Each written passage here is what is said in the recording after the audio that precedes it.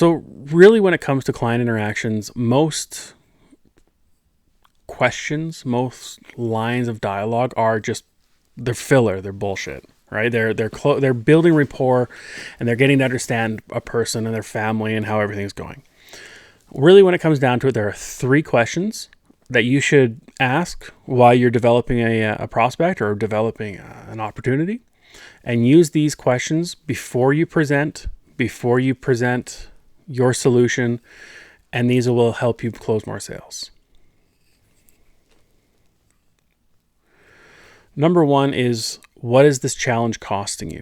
All right. So if you're working with, let's say, a farmer, right? So working with, and comes from experience. I've got friends that work in the agricultural industry, and a big piece of what happens is you get these farmers, these ranchers who have all these cows out there, and they're losing cows from illness, and this is illness that could be treated, right? There's veterinarians and all those guys who can actually treat these illnesses, and you wouldn't lose as many cows. So I know there was an example of one rancher who was losing $100,000 or so worth of cattle, and what this cost was for him was about $100,000 a year.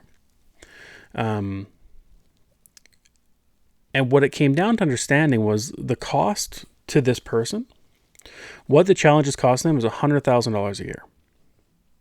It's important to know that, because when you understand what the cost is for them, you can now do a very simple mathematical equation for your solution versus their problem, and what's the benefit, right? So now when you're presenting to your prospect and you're presenting your solution, you're not just presenting an idea. You're presenting an idea and a solution that equates to the cost of the challenge to them.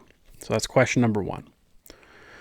Question number 2 is, what could you see investing to overcome this challenge?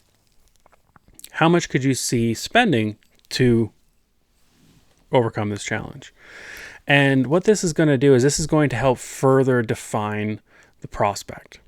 All right. So a prospect, before they can really make a sale, or before you can really sign them up, you need to understand what the challenge is and what the cost is, and you need to understand what they're willing to pay to remove that challenge.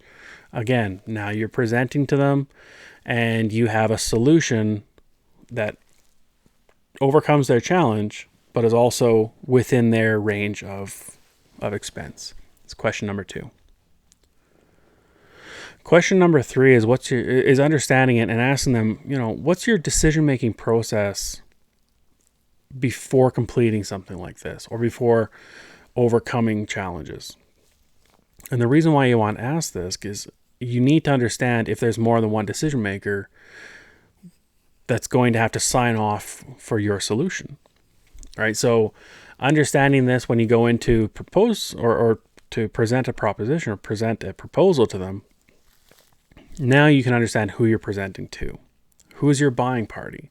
Who do you need to have in the room to make sure that when you actually present, you're getting the right people in the room to make the right decisions?